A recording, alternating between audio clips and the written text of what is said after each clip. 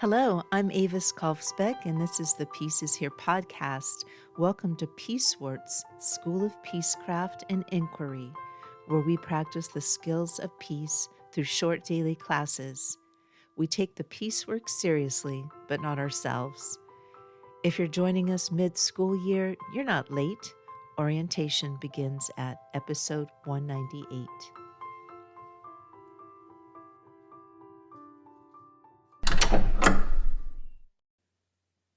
Welcome back to Universal Understars 101 in the Tower, Peace Scholars. Today we're discussing the physics of the invisible. Nobel laureate Linus Pauling said, "I believe that there is a greater power in the world than the power of nuclear weapons, the power of theory, the power of truth, the power of the human spirit."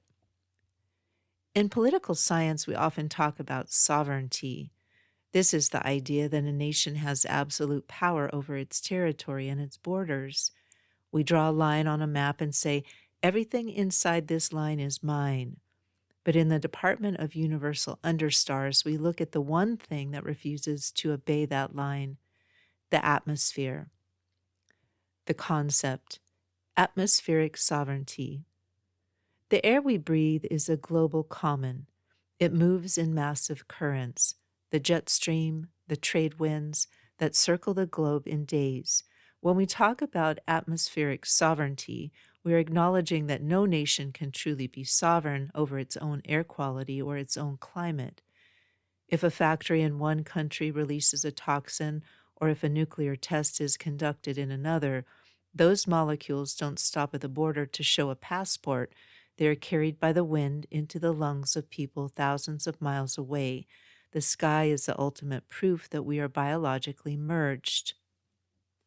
The proof. The 1963 Partial Test Ban Treaty. This isn't just theory. It is the very reason the great spell of 1963 was cast. Throughout the 1950s, the U.S. and the Soviet Union were conducting massive nuclear tests in the atmosphere. They thought they were just testing weapons in their space. But scientists like Linus Pauling proved that radioactive fallout, specifically strontium-90, was being carried by the winds and ending up in the milk that children were drinking all over the world. It was planetary poison. On October 10, 1963, the Partial Test Ban Treaty went into effect. It banned nuclear testing in the atmosphere, in space, and underwater. It was the first time humanity collectively agreed that the high view must override national rights. We realized that we couldn't protect our own children without protecting everyone's sky. The thesis. The fiction of the fence. The lesson for today is that borders are fictions in a crisis. Whether it's a virus, a radioactive cloud, or a changing climate, the atmosphere ignores the fences we build. In the Department of Universal Understars, we see that true security cannot be national. If the air is shared, the peace must be shared. To defend your own air, you must defend the air of your neighbor. Your homework. 1. Interrupt your routine to look up a map of the global jet stream and watch how the air moves across continents.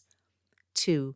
Write down one question you have after this episode or doing homework number 1.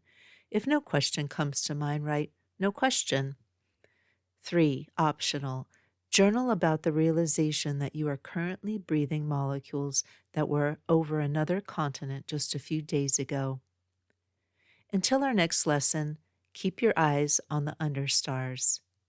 Class dismissed. Thank you for listening.